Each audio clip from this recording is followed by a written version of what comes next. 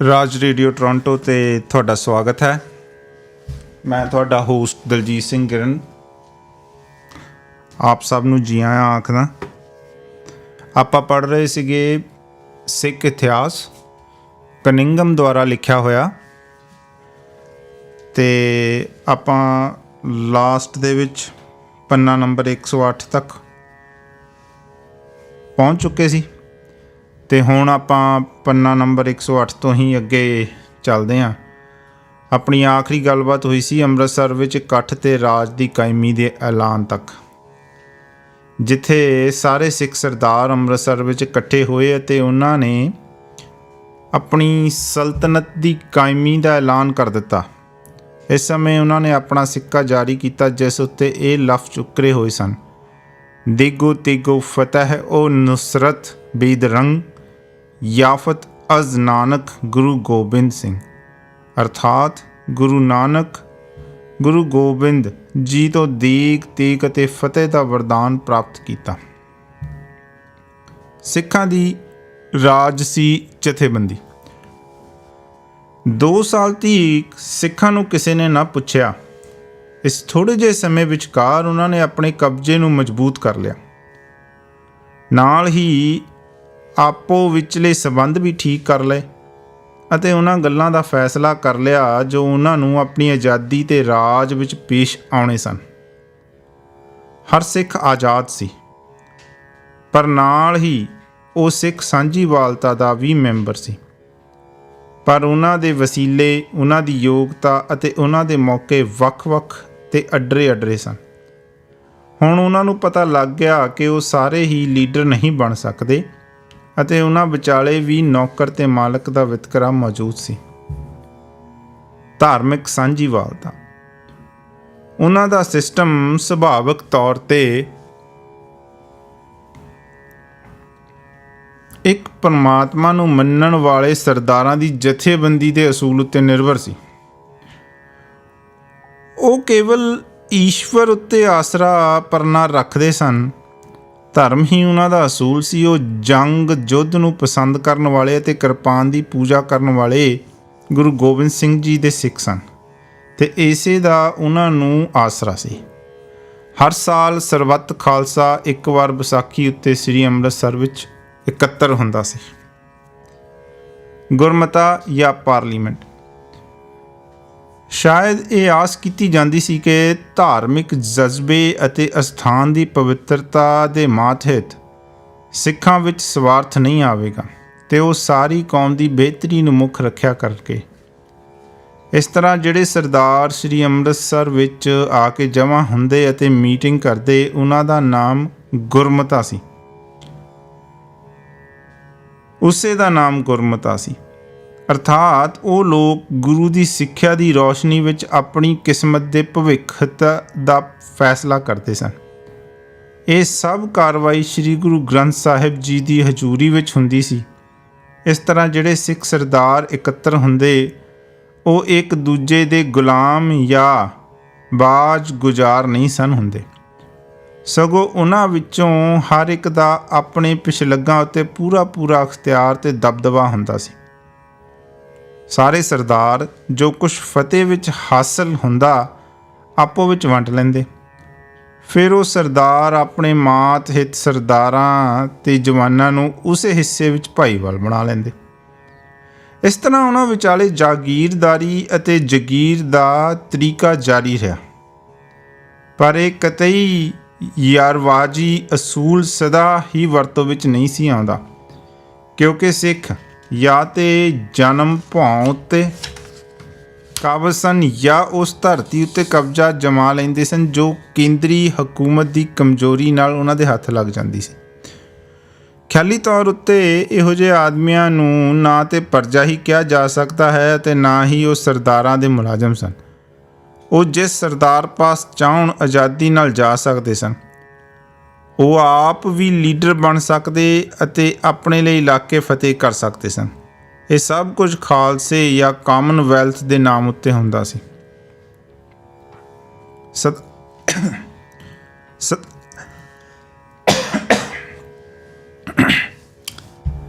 ਸਦਾ ਤਬਦੀਲ ਹੋਣ ਵਾਲੇ ਇਤਿਹਾਦ ਤੇ ਮਾਤਹਿਤੀ ਨੂੰ ਦਸਤੂਰ ਦਾ ਨਾਮ ਦੇਣਾ ਮੂਰਖਤਾ ਹੋਵੇਗੀ।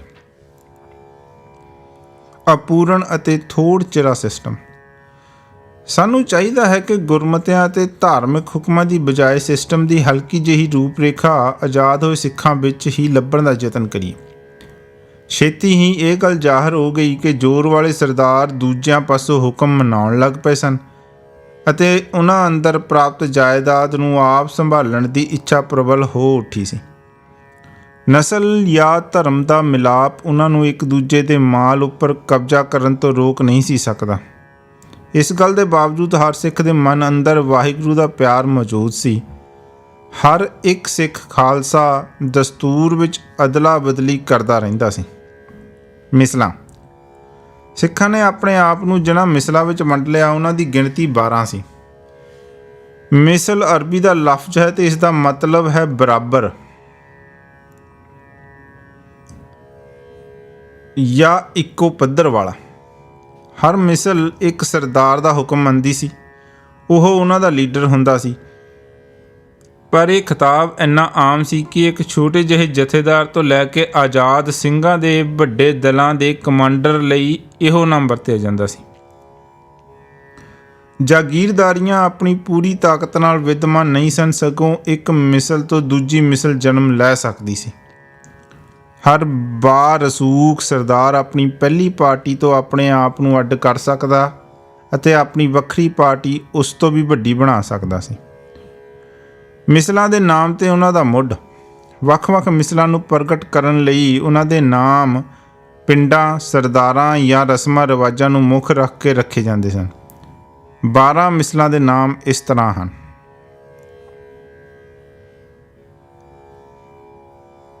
ਭੰਗੀ ਮਿਸਲ। ਇਹ ਨਾਮ ਇਸ ਲਈ ਪੈ ਗਿਆ ਕਿਉਂਕਿ ਇਸ ਮਿਸਲ ਦੇ ਲੋਕ ਭੰਗ ਪੀਂਦੇ ਸਨ। ਸਿੱਖਾਂ ਵਿੱਚ ਭੰਗ ਉਵੇਂ ਹੀ ਪ੍ਰਚਲਿਤ ਹੈ ਜਿਵੇਂ ਰਾਜਪੂਤਾਂ ਵਿਚਾਲੇ ਅਫੀਮ ਅਤੇ ਯੂਰਪੀਨਾਂ ਵਿੱਚ ਸ਼ਰਾਬ। ਇਹ ਨਸ਼ਾ ਸਿਹਤ ਤੇ ਅਕਲ ਦਾ ਘਾਤਕ ਹੈ। ਨਿਸ਼ਾਨੀਆਂ ਮਿਸਲ। ਇਹ ਸਾਂਝੀ ਫੌਜ ਦੇ ਝੰਡਾ ਬਰਦਾਰ ਸਨ। ਸ਼ਹੀਦੀ ਮਿਸਲ। ਇਸ ਮਿਸਲ ਦੇ ਸਰਦਾਰ ਸ਼ਹੀਦਾਂ ਦੇ ਜਾਨਸ਼ੀਨ ਸੀ। ਰਾਮਗੜੀਆ ਮਿਸਲ। ਕਿਲ੍ਹਾ ਰਾਮ ਰੌਣੀ ਜੋ ਪਿੱਛੇ ਰਾਮਗੜ੍ਹ ਪ੍ਰਸਿੱਧ ਹੋਇਆ, ਉਸੇ ਦੇ ਨਾਮ ਉੱਤੇ ਮਿਸਲ ਦਾ ਨਾਮ ਪ੍ਰਸਿੱਧ ਹੋ ਗਿਆ। ਇਸ ਦਾ ਮੋਢੀ ਜੱਸਾ ਸਿੰਘ ਰਾਮਗੜੀਆ ਸੀ। ਨਕਈ ਮਿਸਲ। ਨਕਈ ਇਲਾਕੇ ਦੇ ਨਾਮ ਉੱਤੇ ਜੋ ਲਾਹੌਰ ਦੇ ਦੱਖਣ ਵੱਲ ਹੈ। ਆਹਲੂਵਾਲੀਆ ਮਿਸਲ। ਉਸ ਪਿੰਡ ਦੇ ਨਾਮ ਉੱਤੇ ਜਿੱਥੋਂ ਦਾ ਜੱਸਾ ਸਿੰਘ ਰਹਿਣ ਵਾਲਾ ਸੀ।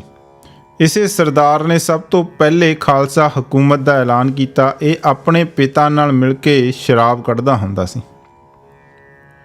ਘਨਈਆ ਮਿਸਲ। ਫੈਜ਼ਲਪੁਰੀਆ ਜਾਂ ਸਿੰਘਪੁਰੀਆ ਮਿਸਲ। ਕਰੋੜ ਸਿੰਘੀਆ ਮਿਸਲ।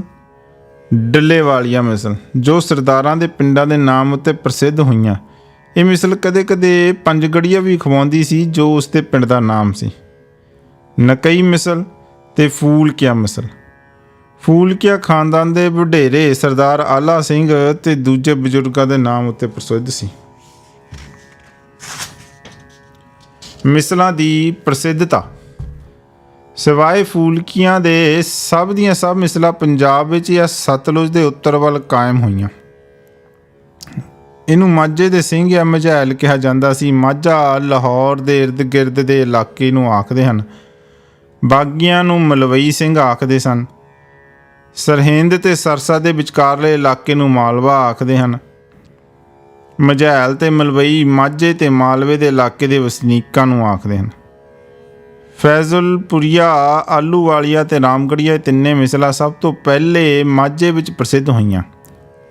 ਇਹਨਾਂ ਦੇ ਮਗਰੋਂ ਭੰਗੀ ਬਹੁਤ ਤਰੱਕੀ ਕਰ ਗਏ ਅਤੇ ਉਹਨਾਂ ਦੀ ਮਿਸਲ ਛੇਤੀ ਹੀ ਸਭ ਤੋਂ ਬਾਜੀ ਲੈ ਗਈ। ਉਹਨਾਂ ਦੇ ਮਗਰੋਂ ਘਨਈਆ ਮਿਸਲ ਨੇ ਨਾਮਵਰੀ ਖੱਟੀ। ਇਹ ਮਿਸਲ ਅਸਲ ਵਿੱਚ ਫੈਜ਼ਲਪੁਰੀਆ ਮਿਸਲ ਦੀ ਇੱਕ ਸ਼ਾਖਾ ਸੀ।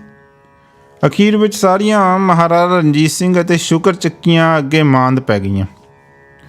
ਮਾਲਵੇ ਵਿੱਚ ਫੂਲਕੀਆਂ ਨੂੰ ਸਦਾ ਹੀ ਪਟਿਆਲੇ ਦੀ ਸ਼ਾਖ ਨੂੰ ਸਭ ਤੋਂ ਉੱਚਾ ਦਰਜਾ ਦਿੰਦੇ ਰਹੇ। ਅਹਿਮਦ ਸ਼ਾਹ ਅਬਦਾਲੀ ਦੇ ਆਲਾ ਸਿੰਘ ਨੂੰ ਰਾਜੇ ਦਾ ਖਿਤਾਬ ਦੇਣ ਨਾਲ ਇਸ ਦਰਜੇ ਨੂੰ ਹੋਰ ਵੀ ਪੁਖਤਗੀ ਹਾਸਲ ਹੋ ਗਈ। ਇਹ ਮਿਸਲ ਕੇਵਲ ਭੰਗੀਆਂ ਤੋਂ ਖਾਂਦੀ ਸੀ।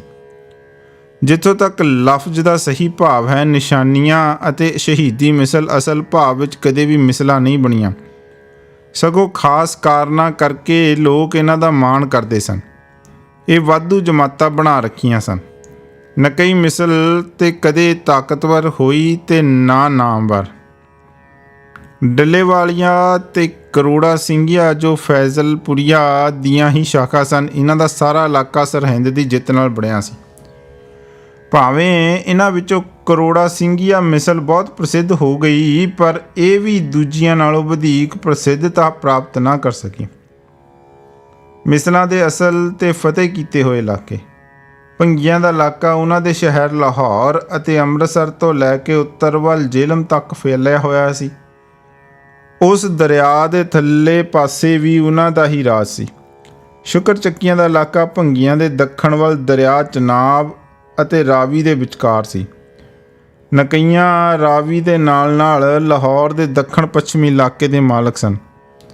ਇਸੇ ਤਰ੍ਹਾਂ ਆਹਲੂਵਾਲੀਏ ਬਿਆਸ ਦਰਿਆ ਦੇ ਖੱਬੇ ਪਾਸੇ ਰਾਜ ਕਰਦੇ ਸਨ।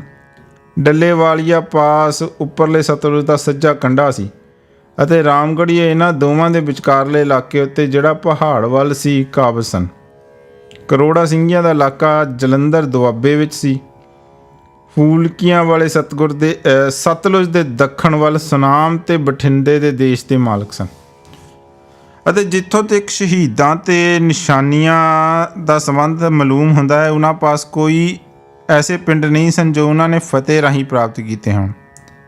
ਇਸ ਤਰ੍ਹਾਂ ਇਹਨਾਂ ਦੋਵਾਂ ਮਿਸਲਾਂ ਨੇ ਮਾਝੇ ਦੀਆਂ ਮਿਸਲਾਂ ਅਰਥਾਤ ਭੰਗੀਆਂ, ਆਹਲੂਵਾਲੀਆਂ, ਡੱਲੇਵਾਲੀਆ, ਰਾਮਗੜੀਆ ਅਤੇ ਕਰੋੜ ਸਿੰਘੀਆਂ ਨਾਲ ਮਿਲ ਕੇ ਜਿਨ੍ਹਾਂ ਸਰਹੰਦ ਫਤਿਹ ਕਰ ਲਿਆ ਸੀ, ਆਪੋ ਵਿੱਚ ਸਤਲੁਜ ਤੇ ਦੱਖਣੀ ਮੈਦਾਨਾਂ ਨੂੰ ਤੇ ਫਿਰੋਜ਼ਪੁਰ ਤੇ ਕਰਨਾਲ ਤੀਕ ਦੇ ਹੇਠਲੇ ਇਲਾਕੇ ਨੂੰ ਵੰਡ ਲਿਆ। ਸਰਹਿੰਦ ਤੇ ਦਿੱਲੀ ਵਿਚਕਾਰਲਾ ਇਲਾਕਾ ਜਿਹੜਾ ਉਹਨਾਂ ਦੇ ਮਾਲਵੇ ਦੇ ਇਲਾਕੇ ਨਾਲ ਲੱਗਦਾ ਸੀ, ਉਹ ਸਾਰਾ ਉਹਨਾਂ ਨੇ ਫੂਲਕਿਆਂ ਲਈ ਛੱਡ ਦਿੱਤਾ ਸੀ। ਸਿੱਖਾਂ ਦੀ ਕੁੱਲ ਫੌਜ ਅਤੇ ਮਿਸਲਾਂ ਦੀ ਤਾਕਤ। ਘੋੜ ਚੜਿਆਂ ਦੀ ਕੁੱਲ ਤਾਦਾਦ ਜੋ ਕਿ ਸਿੱਖ ਮੈਦਾਨ ਵਿੱਚ ਲਿਆ ਸਕਦੇ ਸਨ, ਅੰਦਾਜ਼ੇ ਅਨੁਸਾਰ 70,000 ਤੋਂ ਲੈ ਕੇ 4 ਗੁਣਾ ਤੀਕ ਦੱਸੀ ਜਾਂਦੀ ਹੈ। ਇਸੇ ਤਰ੍ਹਾਂ ਹਰ ਇੱਕ ਮਿਸਲ ਦੀ ਫੌਜੀ ਗਿਣਤੀ ਵੀ ਸ਼ੱਕ ਵਾਲੀ ਹੈ। ਜਿਹੜੀ ਗੱਲ ਯਕੀਨੀ ਹੈ ਉਹ ਹੈ ਕਿ ਭੰਗੀ ਬੜੇ ਤਾਕਤਵਰ ਸਨ ਅਤੇ ਨਕਈ ਅਤੇ ਸ਼ੁਕਰ ਚੱਕੀਏ ਬੜੇ ਕਮਜ਼ੋਰ। ਭੰਗੀ ਮਿਸਲ ਪਾਸ ਆਪਣੇ ਇਲਾਕੇ ਵਿੱਚ 20,000 ਘੋੜ ਚੜੇ ਅਤੇ ਦੂਜੀਆਂ ਦੋਹਾਂ ਮਿਸਲਾਂ ਪਾਸ ਇਸ ਦਾ 10ਵਾਂ ਹਿੱਸਾ ਫੌਜ ਸੀ। ਸਾਰੀ ਕੌਮ ਦੀ ਕੁੱਲ ਫੌਜੀ ਗਿਣਤੀ ਦਾ ਘੱਟੋ ਘੱਟ ਅੰਦਾਜ਼ਾ ਹੀ ਸਹੀ ਸਮਝਣਾ ਚਾਹੀਦਾ ਹੈ। ਸਾਰੇ ਸਿੱਖ ਘੋੜ ਚੜੇ ਸਨ। ਮੈਦਾਨਾਂ ਵਿੱਚ ਰਹਿਣ ਵਾਲੇ ਨੀਮ ਵੈਸ਼ੀ ਲੋਕਾਂ ਵਿੱਚ ਜਾਂ ਬੇਜ਼ਾਬਤਾ ਲੜਨ ਵਾਲੀਆਂ ਫੌਜਾਂ ਵਿੱਚ ਸਭ ਤੋਂ ਜ਼ਬਰਦਸਤ ਤਾਕਤ ਰਸਾਲਾ ਹੀ ਹੋ ਸਕਦੀ ਹੈ। ਸਵਾਰ ਹੋਏ ਤੇੜੇਦਾਰ ਬੰਦੂਕ ਚਲਾਉਣ ਵਿੱਚ ਸਿੱਖ ਬੜੇ ਪ੍ਰਸਿੱਧ ਹੋ ਗਏ ਸਨ। ਕਿਹਾ ਜਾਂਦਾ ਹੈ ਕਿ ਇਹ ਹੁਨਰ ਉਹਨਾਂ ਨੂੰ ਆਪਣੇ ਬਜ਼ੁਰਗਾਂ ਪਾਸੋਂ ਵਿਰਸੇ ਵਿੱਚ ਮਿਲਿਆ ਸੀ, ਕਿਉਂਕਿ ਉਹਨਾਂ ਦੇ ਬਜ਼ੁਰਗਾਂ ਦੇ ਹੱਥ ਵਿੱਚ ਤੀਰ ਕਮਾਨ ਬੜਾ ਹੀ ਮਾਰੂ ਹਥਿਆਰ ਹੁੰਦਾ ਸੀ। ਪੈਦਲ ਫੌਜ ਦੀ ਵਰਤੋਂ ਕੇਵਲ ਕਿਲਿਆਂ ਦੀ ਫੌਜ ਦੇ ਤੌਰ 'ਤੇ ਕੀਤੀ ਜਾਂਦੀ ਸੀ, ਅਥਵਾ ਲੋਕ ਮਿਸਲ ਵਿੱਚ ਉਦੋਂ ਤੀਕ ਪੈਦਲ ਰਹਿੰਦੇ ਸਨ ਜਦ ਤੀਕ ਉਹ ਲੁੱਟਮਾਰ ਨਾਲ ਘੋੜਾ ਨਾ ਖਰੀਦ ਸਕਦੇ। ਸ਼ੁਰੂ ਵਿੱਚ ਸਿੱਖ ਤੋਪਾਂ ਦੀ ਵਰਤੋਂ ਨਹੀਂ ਸਨ ਕਰਦੇ। ਹੌਲੀ ਹੌਲੀ ਇਹਨਾਂ ਦੀ ਵਰਤੋਂ ਸ਼ੁਰੂ ਹੋ ਗਈ, ਕਿਉਂਕਿ ਇਹਨਾਂ ਨੂੰ ਰੱਖਣ ਉੱਤੇ ਬਹੁਤ ਖਰਚ ਆਉਂਦਾ ਸੀ। ਇਸ ਲਈ ਸ਼ਹਿਰੀ ਤੇ ਫੌਜੀ ਆਰਗੇਨਾਈਜੇਸ਼ਨ ਦੀ ਲੋੜ ਸੀ। ਅਕਾਲੀ ਅਥਵਾ ਨਿਹੰਗ ਬਾਕਾਇਦਾ ਮਿਸਲਾਂ ਤੇ ਉਹਨਾਂ ਦੇ ਮਾਤਹਿਤ ਅਮਲੇ ਤੋਂ ਛੋਟੇ ਕੈਸੇ ਲੋਕਾਂ ਦੀ ਜਥੇਬੰਦੀ ਵੀ ਸੀ, ਜਿਹੜੇ ਦੁਨਿਆਵੀ ਗਵਰਨਰਾਂ ਦਾ ਹੁਕਮ ਮੰਨਣੋਂ ਇਨਕਾਰੀ ਸਨ, ਜਿਹੜੇ ਸਿੱਖ ਧਰਮ ਦਾ ਇੱਕ ਵਚਿੱਤਰ ਅੰਗ ਸਮਝੇ ਜਾਂਦੇ ਸਨ। ਇਹ ਹਨ ਅਕਾਲੀ ਅਰਥਾਤ ਅਕਾਲ ਪੁਰਖ ਦੇ ਸਿਪਾਹੀ। ਇਹਨਾਂ ਦੀ ਪੁਸ਼ਾਕ ਨੀਲੀ ਹੁੰਦੀ ਹੈ ਤੇ ਇਹ ਲੋਹੇ ਦਾ ਕੜਾ ਪਹਿਨਦੇ ਹਨ। ਇਹਨਾਂ ਦਾ ਦਾਅਵਾ ਹੈ ਕਿ ਉਹ ਗੁਰੂ ਗੋਬਿੰਦ ਸਿੰਘ ਦੀ ਫੌਜ ਹਨ। ਇਹਨਾਂ ਦਾ ਮੁੱਢ ਤੇ ਤਰੀਕਾਕਾਰ। ਗੁਰੂ ਸਾਹਿਬ ਨੇ ਸਿੱਖਾਂ ਪਾਸੋਂ ਮੰਗ ਕੀਤੀ ਸੀ ਕਿ ਉਹ ਧਰਮ ਲਈ ਸਭ ਕੁਝ ਕੁਰਬਾਨ ਕਰ ਦੇਣ, ਆਪਣੇ ਘਰ ਘਾਟ ਨੂੰ ਛੱਡ ਕੇ ਸੰਤ ਸਿਪਾਹੀ ਬਣ ਜਾਣ। ਕਿਉਂਕਿ ਗੁਰੂ ਜੀ ਨੇ ਅਤੇ ਆਪ ਤੋਂ ਪਹਿਲੇ ਗੁਰੂਆਂ ਨੇ ਹਿੰਦੂਆਂ ਦੇ ਸੰਨਿਆਸ ਦੀ ਨਿਖੇਧੀ ਕੀਤੀ ਸੀ। ਇਸ ਲਈ ਸਿੱਖਾਂ ਦੇ ਜੋਸ਼ੀਲੇ ਜਜ਼ਬਾਤ ਨੇ ਤੋੜ ਫੋੜ ਦੀ ਬਿਰਤੀ ਧਾਰਨ ਕਰ ਲਈ। ਅਕਾਲੀਆਂ ਨੇ ਆਪਣੇ ਆਪ ਨੂੰ ਜੱਦੋ ਜਹਿਦ ਲਈ ਇਸ ਤਰੀਕੇ ਨਾਲ ਤਿਆਰ ਕਰ ਲਿਆ ਕਿ ਸੰਸਾਰ ਤਿਆਗ ਦੇ ਸਾਰੋਂ ਜੰਗੀ ਬਾਣਾ ਧਾਰਨ ਕਰ ਲੈਂਦੇ। ਜਿਹੜੇ ਤਰਸਵਾਨ ਤੇ ਸਨੇਮਰ ਹੁੰਦੇ ਉਹ ਗੁਰਦੁਆਰਿਆਂ ਦੇ ਸੇਵਾਦਾਰ ਬਣ ਜਾਂਦੇ, ਪਰ ਜਿਨ੍ਹਾਂ ਦੇ ਸੁਭਾਅ ਵਿੱਚ ਜੋਸ਼ ਤੇ ਸਰਗਰਮੀ ਹੁੰਦੀ ਉਹ ਸ੍ਰੀ ਅੰਮ੍ਰਿਤਸਰ ਜੀ ਦੇ ਰਖਵਾਲਿਆਂ ਦੀ ਫੌਜ ਵਿੱਚ ਜਾ ਸ਼ਾਮਲ ਹੁੰਦੇ ਜਾਂ ਜਿੱਥੇ ਜੀ ਕਰਦਾ ਚਲੇ ਜਾਂਦੇ ਅਤੇ ਆਪਣੇ ਬਾਹੂਬਲ ਜਾਂ ਤਲਵਾਰ ਦੀ ਤਾਕਤ ਨਾਲ ਰੋਜੀ ਕਮਾ ਖਾਂਦੇ। ਉਹਨਾਂ ਨੇ ਆਪਣੇ ਜਿੰਮੇ ਗੁਰੂ ਖਾਲਸੇ ਨਾਲ ਗੱਦਾਰੀ ਕਰਨ ਵਾਲਿਆਂ ਨੂੰ ਸੋਧਣ ਦਾ ਫਰਜ਼ ਵੀ ਲੈ ਰੱਖਿਆ ਸੀ। ਭਾਵੇਂ ਉਹਨਾਂ ਹੱਥੋਂ ਖਾਲਸੇ ਨਾਲ ਗੱਦਾਰੀ ਕਰਨ ਵਾਲਾ ਗੱਦਾਰ ਸ਼ਾਇਦ ਹੀ ਸੋਧਿਆ ਗਿਆ ਹੋਵੇ, ਪਰ ਇਹਨਾਂ ਦੀ ਮੌਜੂਦਗੀ ਦੇ ਕਾਰਨ ਸਿੱਖਾਂ ਵਿੱਚ ਡਰ ਤੇ ਸ਼ਰਧਾ ਪੈਦਾ ਹੋ ਗਈ ਸੀ। ਇਹ ਲੋਕ ਕਦੇ-ਕਦੇ ਉਹਨਾਂ ਨੂੰ ਵੀ ਲੁੱਟ ਲੈਂਦੇ ਸਨ ਜਿਹੜੇ ਇਹਨਾਂ ਅੱਗੇ ਅੜਦੇ ਜਾਂ ਖਾਲਸਾ ਕਾਮਨਵੈਲਥ ਨੂੰ ਹਾਨੀ ਪਹੁੰਚਾਉਂਦੇ। ਜਦ ਤੀਕ ਮਹਾਰਾਜਾ ਰਣਜੀਤ ਸਿੰਘ ਨੇ ਵਾਗਡੋਰ ਨਾ ਸੰਭਾਲ ਲਈ, ਅਕਾਲੀਆਂ ਦਾ ਜੱਥਾ ਪੂਰੇ ਜੋਬਨ ਉੱਤੇ ਰਿਹਾ। ਇੱਕ ਵਾਰ ਤੇ ਇਹਨਾਂ ਨੂੰ ਦਰਸਾਉਣ ਲਈ ਅਤੇ ਲੋਕਾਂ ਵਿੱਚ ਆਪਣਾ ਦਬਦਬਾ ਕਾਇਮ ਰੱਖਣ ਲਈ ਮਹਾਰਾਜਾ ਸਾਹਿਬ ਨੂੰ ਬੜੀ ਤਕਲੀਫ ਉਠਾਉਣੀ ਪਈ ਤੇ ਸਮਾਂ ਵੀ ਖਰਚ ਕਰਨਾ ਪਿਆ ਸੀ।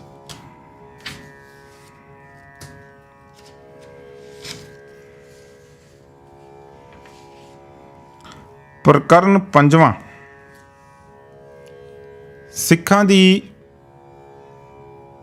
ਆਜ਼ਾਦੀ ਤੋਂ ਲੈ ਕੇ ਮਹਾਰਾਜਾ ਰਣਜੀਤ ਸਿੰਘ ਦੀ ਤਖਤ ਨਸ਼ੀਨੀ ਅਤੇ ਅੰਗਰੇਜ਼ਾਂ ਨਾਲ ਮਿਲਾਪ ਤੀਕ 1765 ਸੰਨ ਤੋਂ ਲੈ ਕੇ 1808-9 ਤੱਕ। ਅਹਿਮਦ ਸ਼ਾਹ ਦਾ ਹਿੰਦ ਉੱਤੇ ਹਮਲਾ, ਸਿੱਖਾਂ ਵਿੱਚ ਭੰਗੀ ਮਿਸਲ ਦਾ ਬੋਲਬਾਲਾ, ਤੈਮੂਰ ਸ਼ਾਹ ਦੀ ਮੁਹਿੰਮ, ਹਰਿਆਣੇ ਵਿੱਚ ਫੂਲਕੀਆ ਸਿੱਖ, ਜਬੀਤਾ ਖਾਨ, ਘਨਈਆ ਮਿਸਲ, ਸਿੱਖਾਂ ਵਿੱਚੋਂ ਸਰਮੌਰ, ਮਹਾਂ ਸਿੰਘ ਦਾ ਉਥਾਨ, ਸਿੰਧੀਆਂ ਦੀ ਲੀਡਰੀ ਵਿੱਚ ਉੱਤਰੀ ਹਿੰਦ ਵਿੱਚ ਮਰਹੱਟਿਆਂ ਦਾ ਜ਼ੋਰ, ਜਰਨਲ ਪੈਰਨ ਤੇ ਜਾਰਜ ਥਾਮਸ ਆਦਿ। ਅਹਿਮਦ ਸ਼ਾਹ ਅਬਦਾਲੀ ਦੇ ਆਖਰੀ ਹਮਲੇ ਦੇ ਕਾਰਨ ਸਿੱਖਾਂ ਵਿੱਚ ਸਰਗਰਮੀਆਂ। ਸੰਨ 1765 ਈਸਵੀ। ਕਰਨਾਲ ਅਤੇ ਹਾਂਸੀ ਦੇ ਉੱਪਰਲੇ ਮੈਦਾਨਾਂ ਤੋਂ ਲੈ ਕੇ ਦਰਿਆ ਜੇਹਲਮ ਦੇ ਕਿਨਾਰਿਆਂ ਤੀਕ ਦੇ ਇਲਾਕੇ ਉੱਤੇ ਸਿੱਖਾਂ ਦਾ ਕਬਜ਼ਾ ਹੋ ਚੁੱਕਾ ਸੀ। ਮੇਲ ਮਿਲਾਪ ਦੀ ਕੋਈ ਲੋੜ ਨਹੀਂ ਸੀ ਰਹੀ। ਕੁਰਖਤ ਮਿਜਾਜ ਦੇ ਅਸਿੱਖ ਲੋਕ ਸਦਾ ਹੀ ਜਜ਼ਬਾਤਾਂ ਵਿੱਚ ਵਗ ਤੁਰਦੇ ਹਨ। ਫਿਰ ਉਹ ਕੌਮ ਦੇ ਲਾਭ ਨੂੰ ਮੁੱਖ ਨਹੀਂ ਰੱਖਦੇ, ਸਗੋਂ ਹਰ ਗੱਲੋਂ ਆਪਣਾ ਹੀ ਨਫਾ ਨੁਕਸਾਨ ਸੋਚਣ ਲੱਗ ਜਾਂਦੇ ਹਨ। ਕਈਆਂ ਨੂੰ ਅਸਲੀ ਜਾਂ ਨਕਲੀ ਸ਼ਿਕਾਇਤਾਂ ਚੇਤੇ ਆ ਜਾਂਦੀਆਂ ਹਨ ਅਤੇ ਉਹ ਸਮਝਣ ਲੱਗ ਪੈਂਦੇ ਨੇ ਕਿ ਹੁਣ ਵੈਰ ਲੈਣ ਦਾ ਸਮਾਂ ਆ ਗਿਆ ਹੈ। ਕਈਆਂ ਨੂੰ ਇਹ ਲਾਲਚ ਉਗਮ ਪੈਂਦਾ ਹੈ ਕਿ ਗਵਾਂਢੀ ਸ਼ਹਿਰਾਂ ਅਤੇ ਕਸਬਿਆਂ 'ਤੇ ਕਬਜ਼ਾ ਕੀਤਾ ਜਾਏ। ਜਿਹੜੇ ਸੱਚੇ ਸਿੱਖ ਹੁੰਦੇ ਹਨ, ਕੇਵਲ ਉਹਨਾਂ ਅੰਦਰ ਆਪਣੇ ਧਰਮ ਨੂੰ ਪ੍ਰਚਾਰਨ ਦਾ ਖਿਆਲ ਪੈਦਾ ਹੁੰਦਾ ਹੈ। ਉਹ ਲੋਕ ਇਲਾਕੇ ਫਤਿਹ ਕਰਕੇ ਜਾਂ ਖਰਾਜ ਲਾਗੂ ਕਰਕੇ ਖਾਲਸੇ ਦੇ ਰਾਜ ਵਿੱਚ ਵਾਧਾ ਕਰਦੇ ਹਨ। ਥੋੜ੍ਹੇ ਜਿਹੇ ਆਰਾਮ ਮਗਰੋਂ ਸਿੱਖ ਤਰੋ ਤਾਜ਼ਾ ਹੋ ਕੇ ਉੱਠਣ ਹੀ ਵਾਲੇ ਸਨ ਕਿ ਅਹਿਮਦ ਸ਼ਾਹ ਦੇ ਅੰਤਮ ਹਮਲੇ ਨੇ ਉਹਨਾਂ ਨੂੰ ਮੁੜ ਇੱਕ ਜਾਨ ਤੇ ਇੱਕ ਮੁੱਠ ਕਰ ਦਿੱਤਾ। ਜਿਉਂ-ਜਿਉਂ ਅਹਿਮਦ ਸ਼ਾਹ ਦੀ ਉਮਰ ਵੱਧਦੀ ਗਈ, ਉਸ ਦੀਆਂ ਸਰਗਰਮੀਆਂ ਤੇ ਤਾਕਤ ਵਿੱਚ ਉਵੇਂ ਹੀ ਘਾਟਾ ਹੁੰਦਾ ਚਲਾ ਗਿਆ। ਫਿਰ ਵੀ ਉਸਨੇ ਪੰਜਾਬ ਉੱਤੇ ਕਬਜ਼ਾ ਕਰਨ ਲਈ ਇੱਕ ਹੋਰ ਹੱਲਾ ਬੋਲਿਆ, ਕਿਉਂਕਿ ਇਹ ਸੂਬਾ ਉਸਦੀ ਸਾਰੀ ਸਲਤਨਤ ਵਿੱਚ ਸਭ ਤੋਂ ਵਧੇਰੇ ਉਪਜਾਊ ਸੀ। ਉਸਨੇ ਸੰਨ 1765 ਈਸਵੀ ਵਿੱਚ ਸਿੰਧ ਪਾਰ ਕੀਤਾ, ਪਰ ਉਹਨੇ ਲਾਹੌਰ ਨੂੰ ਛੱਡ ਕੇ ਸਤਲੁਜ ਉੱਤੇ ਜਾ ਡੇਰੇ ਲਾਏ। ਜਦ ਉਸਨੇ ਡਿੱਠਾ ਕਿ ਫਤਿਹ ਹਾਸਲ ਕਰਨਾ ਮੁਸ਼ਕਲ ਹੈ, ਤਦ ਉਸਨੇ ਸੁਲ੍ਹਾ ਸਫਾਈ ਕਰਨੀ ਚਾਹੀ। ਉਸਨੇ ਅਮਰ ਸਿੰਘ ਜੋਧੇ ਨੂੰ, ਜੋ ਬਤੌਰ ਪਟਿਆਲੇ ਅਤੇ ਮਾਲਵੇ ਸਿੱਖਾਂ ਦੇ ਸਰਦਾਰ ਦੇ ਆਪਣੇ ਬਾਬੇ ਦਾ ਜਾਨਸ਼ੀਨ ਬਣਿਆ ਸੀ, ਮਹਾਰਾਜੇ ਦਾ ਖਿਤਾਬ ਦੇਣ ਦੇ ਨਾਲ ਹੀ ਸਰਹੰਦ ਦਾ ਫੌਜੀ ਕਮਾਂਡਰ ਵੀ ਥਾਪ ਦਿੱਤਾ। ਇਸੇ ਤਰ੍ਹਾਂ ਉਸਨੇ ਕਟੋਚ ਦੇ ਰਾਜੇ ਨੂੰ ਆਪਣਾ ਹਿੱਤੂ ਸਮਝ ਕੇ ਉਹਨੂੰ ਜਲੰਧਰ ਦੁਆਬੇ ਦੇ ਨਾਲ ਲੱਗਦੇ ਪਹਾੜੀ ਇਲਾਕੇ ਦਾ ਡਿਪਟੀ ਥਾਪ ਦਿੱਤਾ। ਪਰ ਉਸ ਦੀਆਂ ਆਪਣੀਆਂ ਫੌਜਾਂ ਵਿੱਚ ਹੀ ਬਗਾਵਤ ਸ਼ੁਰੂ ਹੋ ਗਈ, ਜਿਸ ਕਰਕੇ ਉਸ ਨੂੰ ਰੁਕ ਜਾਣਾ ਪਿਆ। ਉਸ ਦੀ 12,000 ਫੌਜ ਨੇ ਕਾਬਲ ਵੱਲ ਮੋੜੇ ਪਾ ਦਿੱਤੇ, ਜਿਸ ਕਰਕੇ ਸ਼ਾਹ ਨੂੰ ਵੀ ਮਜਬੂਰਨ ਵਾਪਸ ਮੁੜਨਾ ਪਿਆ। ਅਹਿਮਦ ਸ਼ਾਹ ਦੀ ਵਾਪਸੀ ਸਮੇਂ ਉਹਨੂੰ ਬੜਾ ਪਰੇਸ਼ਾਨ ਕੀਤਾ ਗਿਆ।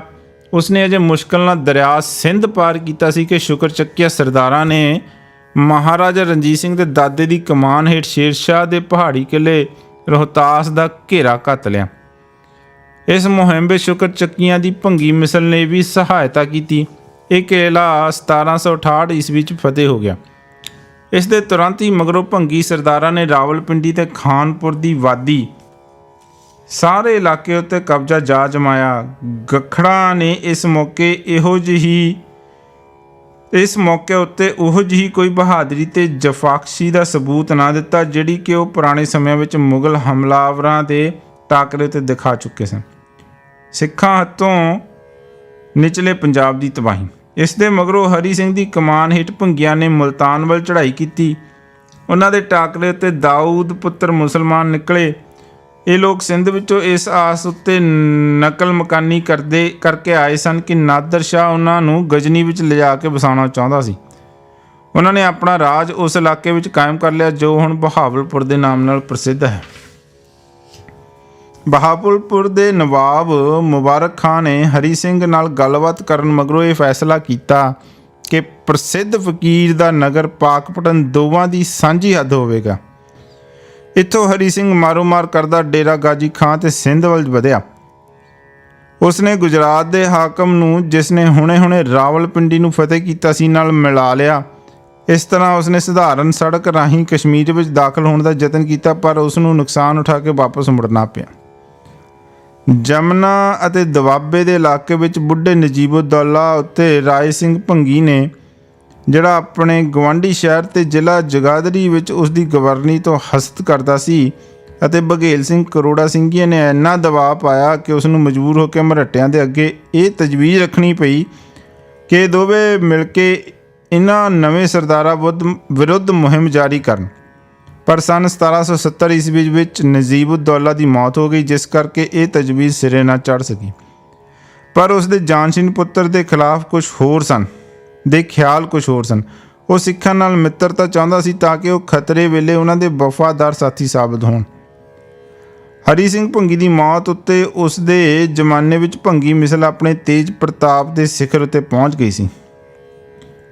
ਉਸ ਨੇ ਜੰਮੂ ਤੋਂ ਖਰਾਜ ਵਸੂਲ ਕੀਤਾ। ਇਸ ਸਮੇਂ ਕਸ਼ਮੀਰ ਬੜਾ ਜ਼ਰੂਰੀ ਇਲਾਕਾ ਸਮਝਿਆ ਜਾਂਦਾ ਸੀ, ਕਿਉਂਕਿ ਲਗਾਤਾਰ ਅਫਗਾਨ ਹਮਲਿਆਂ ਨੇ ਤੇ ਸਿੱਖਾਂ ਦੀਆਂ ਲਗਾਤਾਰ ਬਗਾਵਤਾਂ ਨੇ ਮੈਦਾਨੀ ਤਜਾਰਤ ਨੂੰ ਧੱਕ ਕੇ ਪਹਾੜੀ ਰਸਤਿਆਂ ਵਿੱਚ ਤੋਂ ਜ਼ਿਆਦਾ ਸੁਰੱਖਿਅਤ ਸੰਵਾਰ ਦਿੱਤਾ ਸੀ।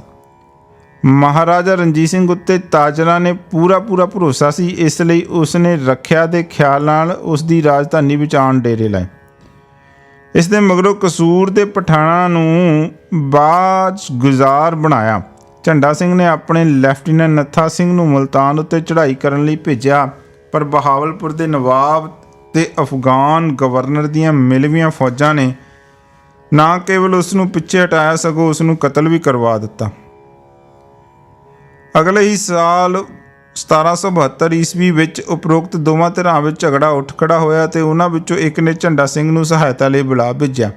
ਇਸ ਲਈ ਸਿੱਖ ਲੀਡਰ ਨੂੰ ਮੁਲਤਾਨ ਦੇ ਕਿਲ੍ਹੇ ਉੱਤੇ ਕਬਜ਼ਾ ਕਰਨ ਵਿੱਚ ਕੋਈ ਦਿੱਕਤ ਪੇਸ਼ ਨਾ ਆਈ। ਉੱਥੇ ਉੱਤਰ ਵੱਲ ਵਾਪਸੀ ਉੱਤੇ ਉਸਨੇ ਡਿੱਠਾ ਕਿ ਜੰਮੂ ਦੇ ਵਿਰੋਧੀ ਦਾਅਵੇਦਾਰ ਰਾਜੇ ਨੇ ਚੜ੍ਹ ਸਿੰਘ ਸ਼ੁਕਰ ਚੱਕੀਆ ਅਤੇ ਜੈ ਸਿੰਘ ਘਨਈਏ ਦੀ ਸਹਾਇਤਾ ਪ੍ਰਾਪਤ ਕਰ ਲਈ ਹੈ। ਚੜ੍ਹ ਸਿੰਘ ਆਪਣੀ ਹੀ ਬੰਦੂਕ ਨਾਲ ਮਰ ਗਿਆ। ਜੈ ਸਿੰਘ ਇੱਥੋਂ ਤੀਕ ਗਿਰਿਆ ਕਿ ਉਸਨੇ ਝੰਡਾ ਸਿੰਘ ਨੂੰ ਕਤਲ ਕਰਵਾ ਦਿੱਤਾ। ਇਸ ਜ਼ਬਰਦਸਤ ਸਰਦਾਰ ਵੱਲੋਂ ਨਿਸ਼ਚਿਤ ਹੋ ਕੇ ਘਨਈਆ ਸਰਦਾਰ ਨੇ ਜੰਮੂ ਦੇ ਦਾਅਵੇਦਾਰ ਨੂੰ ਆਪੇ ਨਿਪਟ ਲੈਣ ਲਈ ਇਕੱਲਾ ਛੱਡ ਦਿੱਤਾ। ਹੁਣ ਉਹਨੇ ਬੁੱਢੇ ਜੱਸਾ ਸਿੰਘ ਰਾਮਗੜੀਏ ਨੂੰ ਬਾਹਰ ਕੱਢ ਦੇਣ ਦੀ ਸਾਜ਼ਿਸ਼ ਕੀਤੀ, ਜਿਸ ਨੇ ਅਹਿਮਦ ਸ਼ਾਹ ਅਬਦਾਲੀ ਦੇ ਨਾਮ ਨਿਹਾਲ ਡਿਪਟੀ ਘਮੰਡੀ ਚੰਦ ਕਟੋਚੀਏ ਅਤੇ ਦੂਜੇ ਪਹਾੜੀ ਰਾਜਿਆਂ ਨੂੰ ਆਪਣਾ ਬਾਜ਼ਗੁਜ਼ਾਰ ਬਣਾ ਲਿਆ ਸੀ। ਅਖੀਰ ਵਿੱਚ ਜੱਸਾ ਸਿੰਘ ਰਾਮਗੜੀਏ ਨੂੰ ਹਾਰ ਦਾ ਮੂੰਹ ਵੇਖਣਾ ਪਿਆ, ਇਸ ਲਈ ਉਹ ਹਰਿਆਣੇ ਦੇ ਇਲਾਕੇ ਵਿੱਚ ਚਲਾ ਗਿਆ ਅਤੇ ਉੱਥੇ ਲੁੱਟਮਾਰ ਕਰਕੇ ਗੁਜ਼ਾਰਾ ਕਰਨ ਲੱਗਾ। ਠੀਕ ਇਸੇ ਸਮੇਂ ਅਥਵਾ ਸੰਨ 1774 ਵਿੱਚ ਕਾਂਗੜੇ ਦਾ ਮੁਸਲਮਾਨ ਗਵਰਨਰ ਮਰ ਗਿਆ। ਉਸ ਨੇ ਆਪਣੇ ਆਪ ਨੂੰ ਆਜ਼ਾਦ ਰੱਖਣ ਅਥਵਾ ਦਿੱਲੀ ਜਾਂ ਕਾਬਲ ਦੀ ਗੁਲਾਮੀ ਤੋਂ ਰੋਕਣ ਦਾ ਭਰਪੂਰ ਯਤਨ ਕੀਤਾ ਸੀ। ਹਾਲਾਂਕਿ ਕਟੋਚ ਦੇ ਜਥੀਲੇ ਹੁਕਮਰਾਨ ਦੀ ਚਿਰੋਕਣੀ ਇੱਛਾ ਸੀ ਕਿ ਉਸ ਦੇ ਪ੍ਰਸਿੱਧ ਕਿਲ੍ਹੇ ਉੱਤੇ ਉਸ ਦਾ ਕਬਜ਼ਾ ਹੋ ਜਾਏ। ਕਾਂਗੜੇ ਉੱਤੇ ਘਨਈਆ ਮਿਸਲ ਦਾ ਕਬਜ਼ਾ। ਉਸਨੇ ਜੈ ਸਿੰਘ ਘਨਈਆ ਨੂੰ ਆਪਣੀ ਸਹਾਇਤਾ ਲਈ ਤਿਆਰ ਕਰ ਲਿਆ। ਕਾਂਗੜਾ ਫਤਿਹ ਹੋ ਗਿਆ, ਪਰ ਸਿੱਖ ਸਰਦਾਰ ਨੇ ਫੈਸਲਾ ਕੀਤਾ ਕਿ ਕਾਂਗੜੇ ਦੇ ਕਿਲ੍ਹੇ ਉੱਤੇ ਉਸ ਦਾ ਕਬਜ਼ਾ ਹੋਵੇਗਾ। ਇਸ ਸ਼ਾਹੀ ਕਿਲੇ ਦੇ ਕਬਜ਼ੇ ਦੇ ਕਾਰਨ ਜੱਸਾ ਸਿੰਘ ਦੀ ਬਜਾਏ ਪਹਾੜੀ ਰਾਜਿਆਂ ਤੇ ਠਾਕਰਾਂ ਉੱਤੇ ਉਹ ਆਪਣਾ ਹੁਕਮ ਚਲਾਉਣ ਦੇ ਯੋਗ ਹੋ ਗਿਆ। ਦੱਖਣੀ ਪੰਜਾਬ ਵਿੱਚ ਭੰਗੀ ਸਿੱਖਾਂ ਦਾ ਹੀ ਤੂਤੀ ਬੋਲਦੀ ਰਹੀ। ਉਹਨਾਂ ਦਾ ਕਿਲ੍ਹਾ ਮਾਨ ਖੈਰਾ ਅਤੇ ਮੁਲਤਾਨ ਉੱਤੇ ਕਬਜ਼ਾ ਸੀ। ਕਾਲਾ ਬਾਗ ਤੋਂ ਦੱਖਣ ਵੱਲ ਉਹ ਸਭ ਤੋਂ ਖਰਾਜ ਵਸੂਲ ਕਰਦੇ ਸਨ। ਉਹਨਾਂ ਨੇ ਯਤਨ ਕੀਤਾ ਕਿ ਸ਼ੁਜਾਬਾਦ ਉੱਤੇ ਕਬਜ਼ਾ ਕੀਤਾ ਜਾਏ, ਪਰ ਸਫਲਤਾ ਨਾ ਹੋਈ। ਇਹ ਉਹ ਸ਼ਹਿਰ ਸੀ ਜੋ ਅਫਗਾਨਾਂ ਨੇ ਮੁਲਤਾਨ ਦੇ ਹੱਥੋਂ ਨਿਕਲ ਜਾਣ ਉੱਤੇ ਆਬਾਦ ਕੀਤਾ ਸੀ।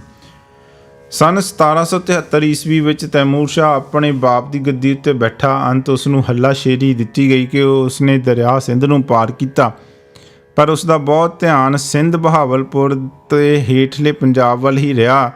ਮਾਲੂਮ ਹੁੰਦਾ ਹੈ ਕਿ ਲਾਹੌਰ ਨੂੰ ਦੁਬਾਰਾ ਫਤਿਹ ਕਰਨ ਵੱਲ ਉਹਦਾ ਕੋਈ ਖਿਆਲ ਹੀ ਨਹੀਂ ਗਿਆ।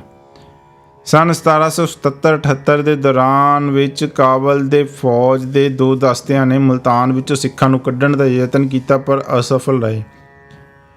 77-79 ਦੇ ਵਿੱਚ ਸ਼ਾਹ ਨੇ ਆਪਣੀ ਨਿਗਰਾਨੀ ਵਿੱਚ ਹਮਲਾ ਕੀਤਾ। ਭੰਗੀਆਂ ਦਾ ਨਵਾਂ ਲੀਡਰ ਝੰਡਾ ਸਿੰਘ ਉਸ ਵੇਲੇ ਦੂਜੇ ਸਿੱਖ ਸਰਦਾਰਾਂ ਨਾਲ ਹੱਥੋਂ-ਪਾਈ ਹੋ ਰਿਹਾ ਸੀ, ਸੋ ਉਸ ਦੇ ਲੈਫਟੀਨੈਂਟ ਨੇ ਮੁਕਾਬਲੇ ਦਾ ਵਿਖਾਵਾ ਪਾ ਕੇ ਕਿਲ੍ਹਾ ਵੈਰੀ ਦੇ ਹਵਾਲੇ ਕਰ ਦਿੱਤਾ। ਤੈਮੂਰ ਸ਼ਾਹ ਨੇ 1793 ਤੀਕ ਰਾਜ ਕੀਤਾ, ਪਰ ਉਸ ਦਾ ਸਾਰਾ ਸਮਾਂ ਸਿੰਧੀ, ਕਸ਼ਮੀਰੀ ਤੇ ਉਜ਼ਬੇਕ ਬਗਾਵਤਾਂ ਨੂੰ ਦਬਾਉਣ ਵਿੱਚ ਹੀ ਖਰਚ ਹੋ ਗਿਆ। ਰਾਵਲਪਿੰਡੀ ਦੇ ਕਬਜ਼ੇ ਲਈ ਸਿੱਖਾਂ ਨੂੰ ਕਿਸੇ ਨੇ ਪੁੱਛਿਆ। ਸਿੱਖ ਘੋੜ ਚੜ੍ਹੇ ਨਾ ਕੇਵਲ ਕੱਛ ਦੇ ਮੈਦਾਨਾਂ ਤੀਕ ਸਗੋਂ ਅਟਕਦੀਆਂ ਕੰਧਾਂ ਤੀਕ ਛਾਪੇ ਮਾਰ ਜਾਂਦੇ ਸਨ। ਫੂਲਕੀਆਂ ਦੇ ਨੌਜਵਾਨ ਅਮਰ ਸਿੰਘ ਨੇ ਹਰਿਆਣਾ ਅਤੇ ਦਿੱਲੀ ਵੱਲ ਬਕਾਇਦਾ ਆਪਣੇ ਇਲਾਕੇ ਵਧਾਉਣੇ ਤੇ ਉਹਨਾਂ ਦਾ ਮਜ਼ਬੂਤ ਕਰਨਾ ਜਾਰੀ ਰੱਖਿਆ। ਉਹਨਾਂ ਨੇ ਸਿਰਸਾ ਤੇ ਫਤਿਆਬਾਦ ਵੀ ਫਤਿਹ ਕਰ ਲਏ। ਉਸ ਦਾ ਇਲਾਕਾ ਬੀਕਾਨੇਰ ਤੇ ਬਹਾਵਲਪੁਰ ਦੇ ਨਾਲ ਚਲਾ ਗਿਆ ਸੀ। ਉਸ ਦੀਆਂ ਬਾਜਗੁਜ਼ਾਰ ਰਿਆਸਤਾਂ ਜੀਂਦ ਤੇ ਕੈਥਲ, ਹਰਿਆਣਾ ਤੇ ਰੋਹਤਕ ਦੇ ਇਰਦ ਗਿਰਦ ਦੇ ਇਲਾਕੇ ਤੇ ਕਾਬਜ਼ ਸਨ। ਜਦ ਦਿੱਲੀ ਦਰਬਾਰ ਨੇ ਸੂਬਾ ਸਰਹੰਦ ਵਿੱਚ ਆਪਣੀ ਹਕੂਮਤ ਨਵੇਂ ਸਿਰੇ ਕਾਇਮ ਕਰਨ ਦਾ ਅੰਤਮ ਯਤਨ ਕੀਤਾ, ਤਦ ਉਸਨੇ ਆਪਣੀ ਰਾਜਧਾਨੀ ਪਟਿਆਲਾ ਵਿੱਚ ਆਉਣਾ ਪਿਆ। ਦਿੱਲੀ ਦੇ ਵਜ਼ੀਰ ਅਤੇ ਸ਼ਾਹੀ ਖਾਨਦਾਨ ਦੇ ਮੈਂਬਰ ਫਰਖੰਦਾ ਬਖਤ ਦੀ ਕਮਾਨ ਹੇਠ ਸੰਨ 1779-80 ਵਿੱਚ ਇੱਕ ਬੜੀ ਵੱਡੀ ਫੌਜ ਭੇਜੀ ਗਈ। ਇਸ ਫੌਜ ਨੇ ਕਰਨਾਲ ਉੱਤੇ ਕਬਜ਼ਾ ਕਰ ਲਿਆ। ਖਰਾਜ ਦੇਣ ਦਾ ਇਕਰਾਰ ਕਰਕੇ ਸਿੰਘੀਆ ਬਘੇਲ ਸਿੰਘ ਨੇ ਸ਼ਾਹੀ ਫੌਜਾਂ ਦੀ ਹੀਨ ਮੰਨ ਲਈ। ਸ਼ਾਹੀ ਫੌਜਾਂ ਨੇ ਕੈਥਲ ਦੇ ਸਰਦਾਰ ਦੇਸੂ ਸਿੰਘ ਨੂੰ ਗ੍ਰਿਫਤਾਰ ਕਰ ਲਿਆ ਤੇ ਉਸ ਪਾਸੋਂ ਭਾਰੀ ਰਕਮ ਵਸੂਲ ਕੀਤੀ। ਇਸ ਮਗਰੋਂ ਸ਼ਾਹੀ ਫੌਜਾਂ ਪਟਿਆਲੇ ਜਾ ਪਹੁੰਚੀਆਂ। ਅਮਰ ਸਿੰਘ ਨੇ ਵਫਾਦਾਰੀ ਤੇ ਖਰਾਜ ਦਾ ਇਕਰਾਰ ਕਰ ਲਿਆ। ਬਘੇਲ ਸਿੰਘ ਵੀ ਵਫਾਦਾਰ ਜਾਪਦਾ ਸੀ।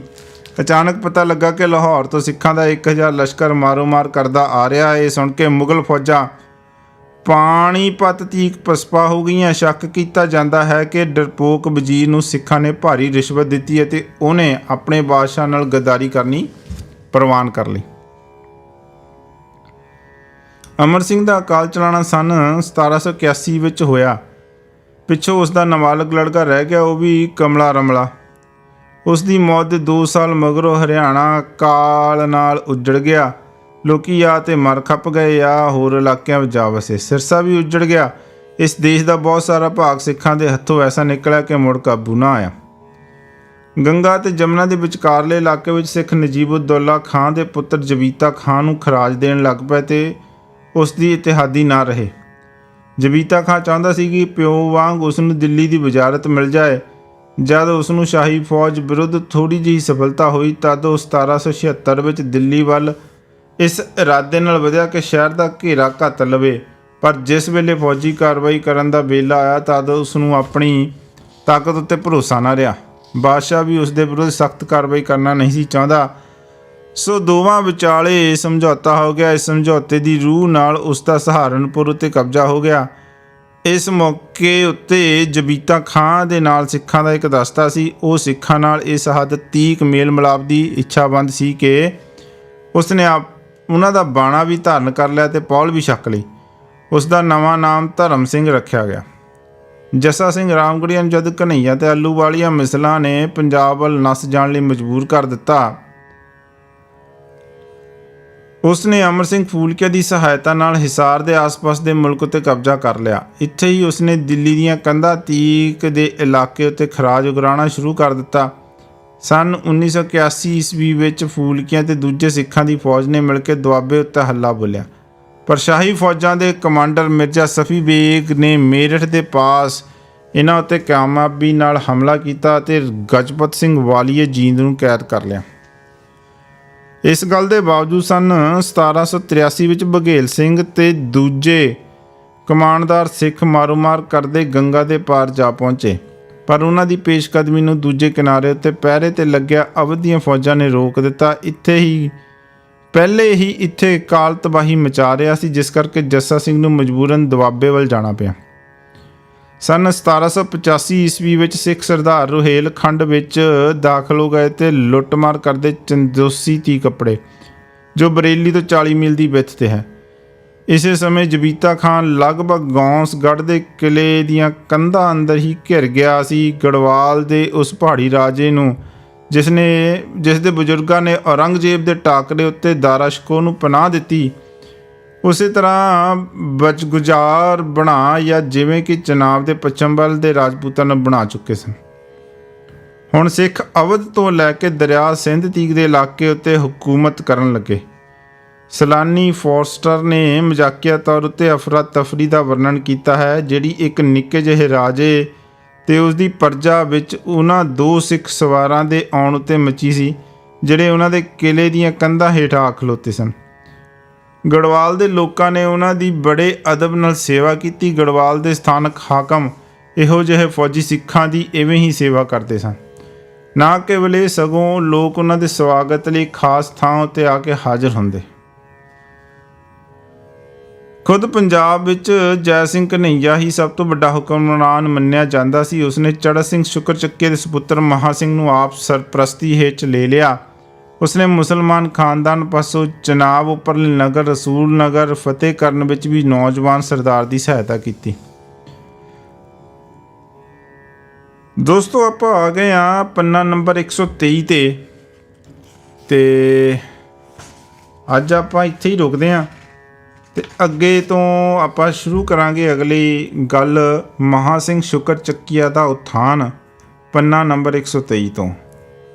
ਸੁਣਦੇ ਰਹੋ ਰਾਜ ਰੇਡੀਓ ਟੋਰਾਂਟੋ ਤੇ ਇਹੋ ਜਿਹੀਆਂ ਹੀ ਹੋਰ ਕਿਤਾਬਾਂ ਸੁਣਨ ਲਈ ਤੇ ਨਵੀਆਂ ਖਬਰਾਂ ਸੁਣਨ ਲਈ ਤੁਸੀਂ YouTube ਦੇ ਉੱਤੇ ਰਾਜ ਰੇਡੀਓ ਟੋਰਾਂਟੋ ਨੂੰ ਸਬਸਕ੍ਰਾਈਬ ਕਰੋ ਤੇ ਇਸ ਨੂੰ ਸ਼ੇਅਰ ਵੀ ਕਰੋ ਜੀ।